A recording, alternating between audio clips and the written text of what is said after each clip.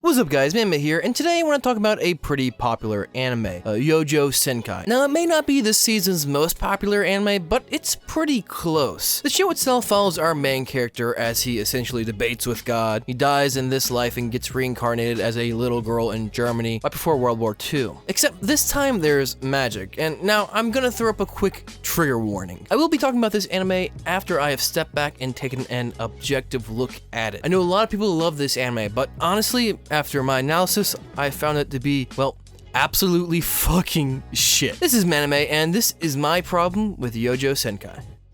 Now, I do want to preface this video with the fact that I have still watched every episode out. Well, so far. But for some reason, each time I watch an episode, it almost felt like a chore. So I had every intention of dropping this anime, but I realized I was already on episode 6. So generally I catch bad anime by episode 3, but somehow I kept watching this show, not to mention the general consensus around this anime is that it's good. So I knew at that moment I had to do a breakdown and find out what is up with this anime. So let's start with the main character, Tanya. This is the reincarnation of our lead character who, let's face it, is an asshole, which could actually be a good thing if you follow certain rules with it. I actually made a whole video on that topic, but the quick version is the character is an asshole but also relatable. It makes for a good character. The main problem with our main character is that he is, of course, not likable, but also completely unrelatable. Well, unless you're a sociopath.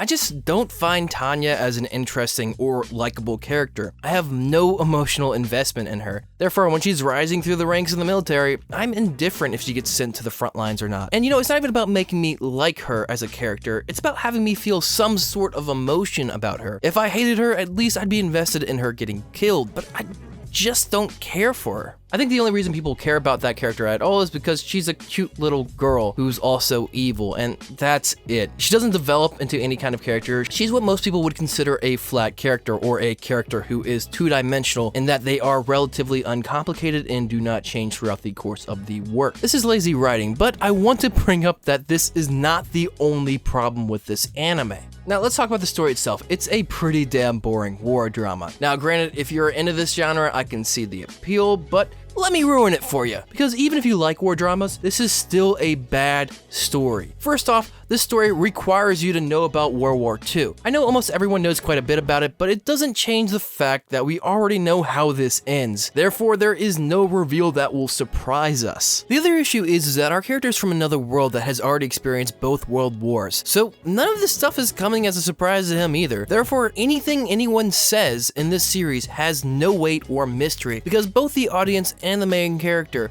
already know what's coming, and that just makes this show, well, boring. There is such a thing as a good historical drama. These shows either bring us in by changing an idea around the history itself, or by making the characters likable people we cheer for. This anime does neither. Now I know what you may be thinking, that the interesting change in this anime is the addition of magic, and that is where I want to talk about my third and biggest problem with this anime. I want to start by saying that the addition of magic in this anime could have been good, but it was handled terribly. My original thought of it was, oh okay, it's a metaphor about how flight changed World War II, and then she started using height advantages, and I was like, oh wait, okay, so she's basically like the Red Baron from World War I. Okay, I see how this is going, and then the slow realization that they mixed up the world wars started to hit me, but hey, you know, that's not that big of a deal. I'm willing to deal with that. It's an interesting change.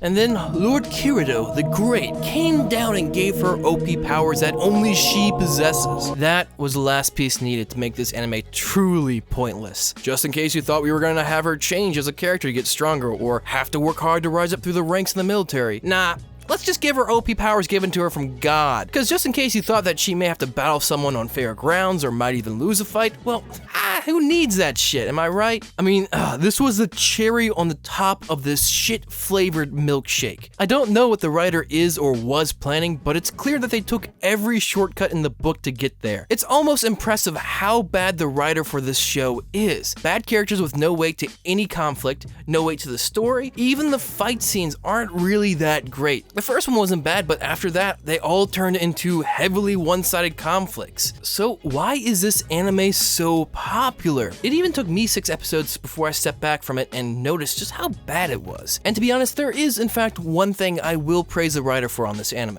They intentionally avoid tropes. Trust me, I think having the main character be a cute OP girl definitely helps draw on the crowds, but I wouldn't call it cringy. This writer takes a lot of steps to make sure that he doesn't alienate any people he may bring in, and that by itself is actually pretty impressive. I do want to clarify that if I hadn't stepped back and taken an objective look at this show, I might have missed the fact of how bad it is. Now, before we end this video, I know a lot of people feel very strongly about this anime, and I want to clarify that this is all just my opinion. Like, you're welcome to disagree. I have nothing against that. So please comment down below and let me know what you guys think about this anime, and don't be afraid to debate me. Just make sure you actually bring facts, don't just call me a faggot. If you guys like this kind of content, please support me on my Patreon. I make 2 anime-related videos a week. As usual, make sure you guys share, like, comment, and subscribe. This is Manime Matt. Make sure you guys stay, man. Go watch that goddamn anime!